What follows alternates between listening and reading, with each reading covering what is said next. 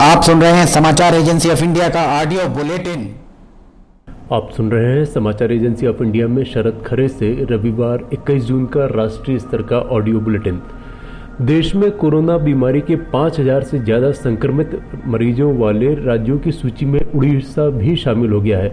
यदि संपूर्ण देश की बात की जाए तो देश में अब तक कोरोना प्रभावितों का आंकड़ा 4 लाख को पार कर गया है।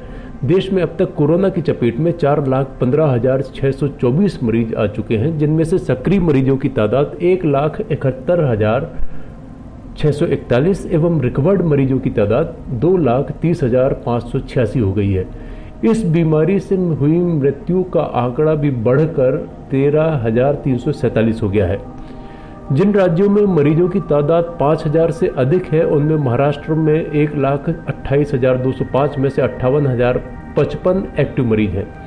इसके बाद तमिलनाडु में 59,377 मामलों में से 25,866 एक्टिव मरीज, दिल्ली में 56,746 में से 23,340 एक्टिव मरीज, गुजरात में 26,737 में से 6,396 एक्टिव मरीज, उत्तर प्रदेश में 17,135 में से 6,237 एक्टिव, राजस्थान में 14,691 में से 2,955 एक्टिव और पश्चिम बंगाल में अब तक 13,531 केस सामने आ चुके हैं, जिनमें से 5,126 एक्टिव मामले हैं। मध्य प्रदेश में 11,724 मामलों में से 2,343 एक्टिव मरीज हैं। हरियाणा में कोरोना मरीजों की संख्या 10,338 हो गई है, जिनमें से 5,024 एक्टिव मरीज। आंध्र प्रदेश में कुल 8,929 मामलों में से 4,516 एक्टिव मरीज, कर्नाटक में 8,697 में से 3,170 एक्टिव, बिहार में 7,602 संक्रमित मामलों में से 1,920 एक्टिव मरीज, तेलंगाना में 7,072 में से 3,363 एक्टिव मरीज, जम्मू कश्मीर में 5,834 मामलों में से 2,417 एक्टिव मरीज, आसाम में 5,388 में से 2,173 एक्टिव मरीज और उड़ीसा में 5,160 मामलों में से 1,421 एक्टिव मरीज हैं। चीन के साथ सीमा पर जारी तनाव के बीच तीनों सेनाओं को लड़ाई के लिए जरूरी हथियार और गोला बारूद की खरीद के वास्ते प्रति प्रोजेक्ट 500 करोड़ रुपए का वित्तीय अधिकार दिया गया है। चीन के साथ अगर विवाद बढ़ता है तो सेना को इन हथियारों की जरूरत पड़ सकती है। एक वरिष्ठ अधिकारी ने कहा कि तीनों सेनाओं को उप प्रमुखों को प्रति प्रोजेक्ट 500 करोड़ रुपए तक की खरीदी का वित्तीय अधिकार दिया गया है। ये अधिकार फास्ट ट्रैक प्रोसीजर के तहत जरूरी हथियारों की खरीद के लिए दिए गए हैं। इससे सेना के लिए हथियारों और गोला बारूद की कमी को पूरा किया जा सकेगा। पूर्वी लद्दाख में चीन के साथ पिछले कई दिनों से जारी तनातनी को देखते हुए सेनाओं को यह वित्तीय अधिकार देने की जरूरत महसूस की गई। चीन से लगी लगभग 3500 किलोमीटर सीमा पर भारी संख्या में सैनिकों को तैनात किया गया है। उरी हमले और पाकिस्तान के बालाकोट में एयर स्ट्राइक के बाद भी सशस्त्र सेनाओं को इस तरह के वित्तीय अधिकार दिए गए थे। इन वित्तीय अधिकारों का सबसे अधिक फायदा एयरफोर्स को हुआ, क्योंकि उसने इसका इस्तेमाल करते हुए कई हथियार खरीदे। इनमें Spice 2000 air to ground stand off missile, एट्रम attack air to ground missile के साथ ही साथ हवा से हवा में मार करने वाली कई मिसाइलें शामिल थीं। सेना ने इजराइल से spike anti tank guided missile और अमेरिका से प्रिसीशन गाइडेड म्यूनिशंस खरीदे हैं। तीनों सेनाओं को यह वित्तीय अधिकार देने की मुख्य वजह यह बताई गई है कि आपात स्थिति में शॉर्ट नोटिस पर उनकी तैयारी पूरी हो। पूर्वी लद्दाख में पिछले कई हफ्तों से भारत और चीन की सेनाएं आमने सामने हैं। भारतीय सेनाएं अलर्ट पर हैं। रक्षा मंत्री राजनाथ सिंह ने सेना को चीन के किसी भी दुस्साहस का तुरंत मुंह तोड़ जवाब देने को कहा है। एयरफोर्स और नेवी को भी अलर्ट पर रखा गया है ताकि चीन की किसी भी हरकत का माकूल जवाब दिया जा सके।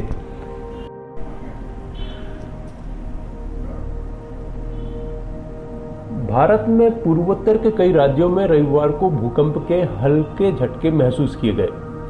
असम के गुवाहाटी समेत मेघालय, मणिपुर, मिजोरम और त्रिपुरा तक भूकंप के हल्के झटके महसूस किए गए हैं। रिएक्टर स्केल पर भूकंप की तीव्रता 5.1 दर्ज की गई है। फिलहाल किसी तरह के नुकसान की खबर नहीं आई है। भूकंप का केंद्र मिजोरम की राजधानी आइजोल शहर था। आइजोल के 25 किलोमीटर उत्तर पूर्व में भूकंप का केंद्र बताया गया है। नेशनल सेंटर फॉर सिस्मोलॉजी के मुताबिक भूकंप का केंद्र जमीन से 35 किलोमीटर नीचे था। दूसरी तरफ देश की राजधानी दिल्ली में पिछले 2 महीने से लगातार भूकंप के हल्के झटके महसूस किए जा रहे हैं। इससे लोगों में पैनिक फैल रहा है। दिल्ली एनसीआर में भूकंप के झटकों की शुरुआत 12 अप्रैल को 3.5 तीव्रता के भूकंप से हुई। तब से अब तक अलग अलग दिन 14 बार झटके लग चुके हैं। एक्सपर्ट्स कहते हैं कि इन्हें हल्के में नहीं लिया जाना चाहिए। ये किसी बड़े भूकंप का संकेत हो सकते हैं। देश का विवादित नया नक्शा पास कराने के बाद नेपाली सरकार ने भारत को एक और बड़ा झटका दिया है।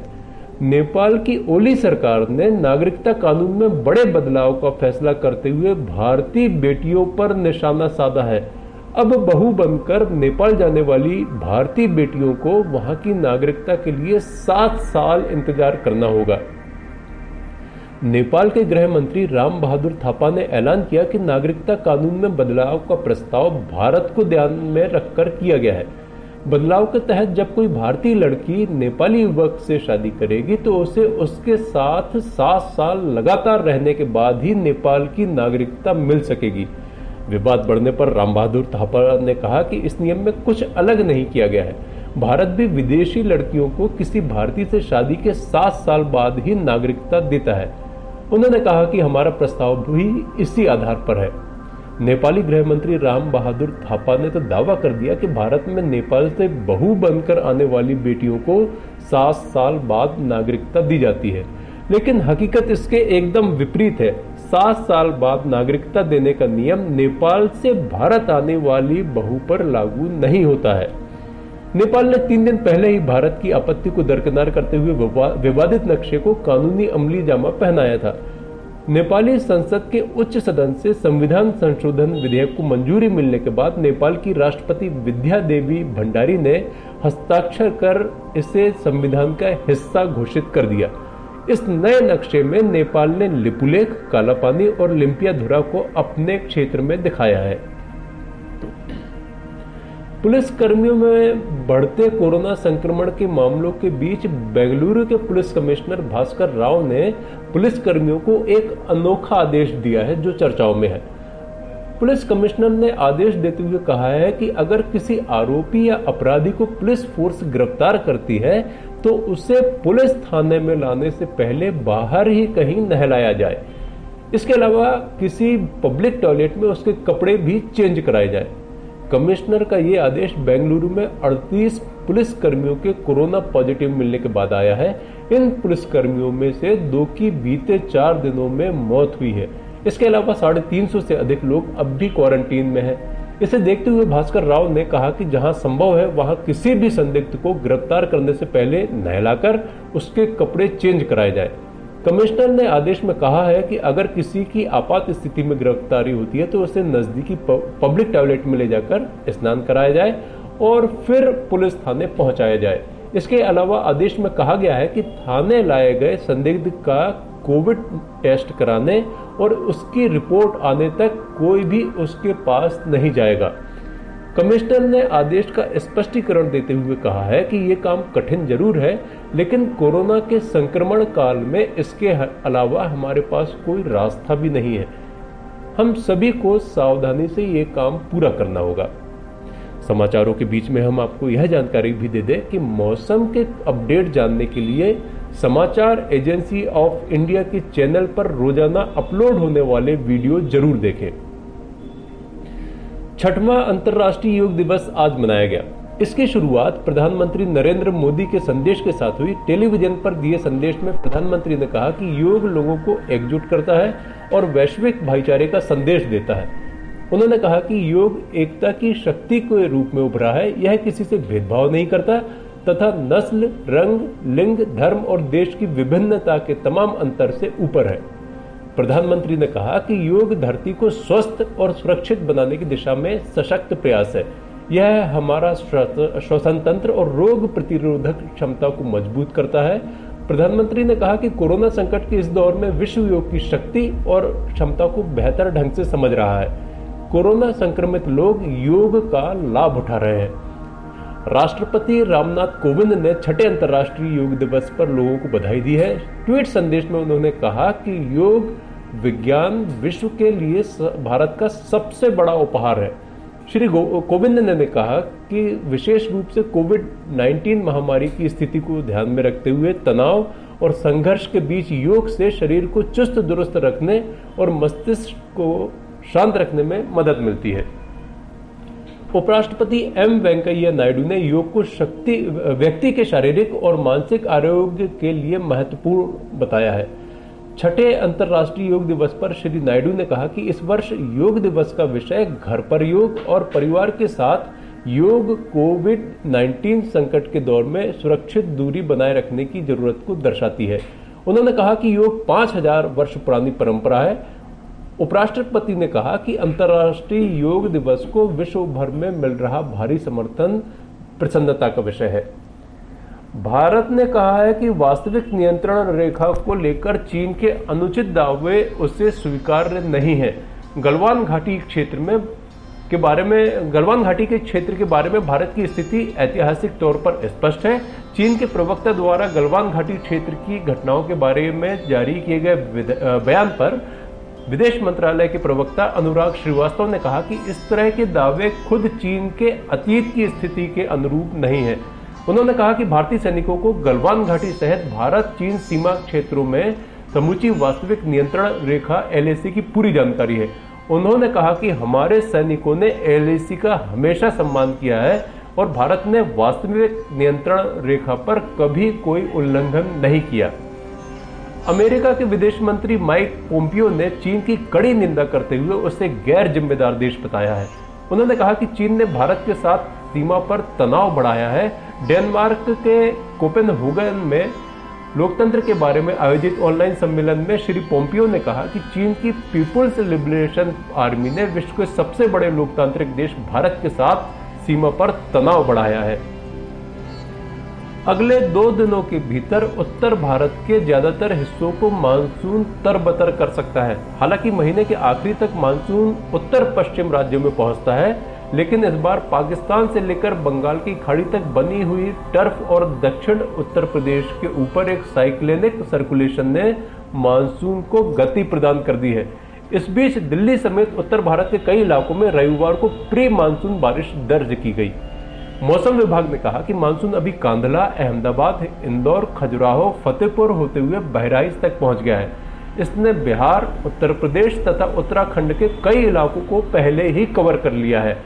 विभाग ने कहा कि मानसून में प्रगति के हालात बने हुए हैं। 22 और 23 जून को मानसून मध्य प्रदेश, उत्तर प्रदेश, उत्तराखंड के ज्यादातर हिस्सों को भिगोते हुए दिल्ली, हरियाणा, चंडीगढ़ और हिमाचल के कई क्षेत्रों को कवर कर लेगा। दिल्ली में मानसून के पहुंचने की तारीख 27 जून है, लेकिन इस बार यह कहीं जल्दी ही दस्तक दे देगा। इसी प्रकार आगरा में मानसून की पहुंचने की तिथि 30 जून है, लेकिन वहां भी अगले 2 दिनों के भीतर मानसून बरस सकता है।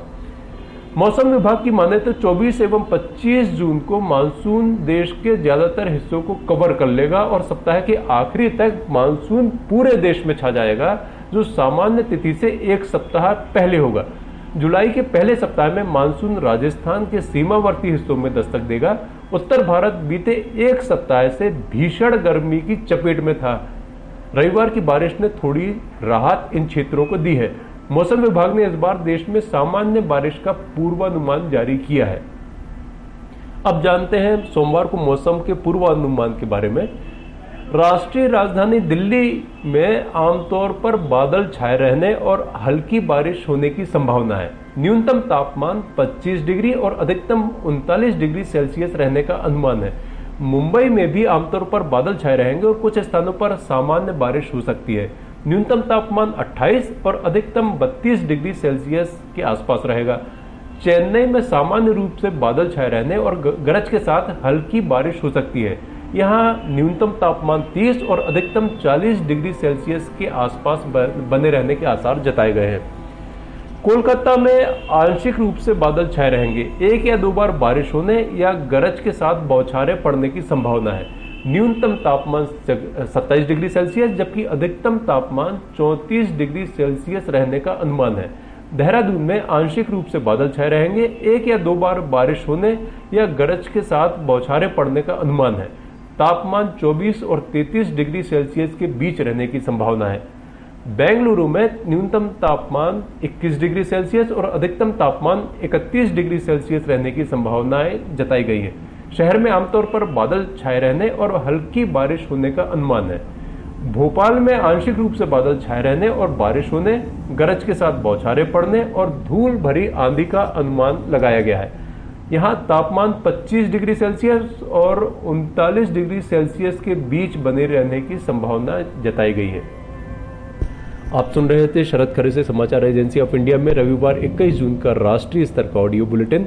सोमवार 22 जून को एक बार फिर हम ऑडियो बुलेटिन लेकर हाजिर होंगे। अगर आपको यह ऑडियो बुलेटिन पसंद आ रहे हो तो आप इन्हें लाइक, शेयर और सब्सक्राइब जरूर करें। फिलहाल अनुमति लेते हैं। नमस्कार।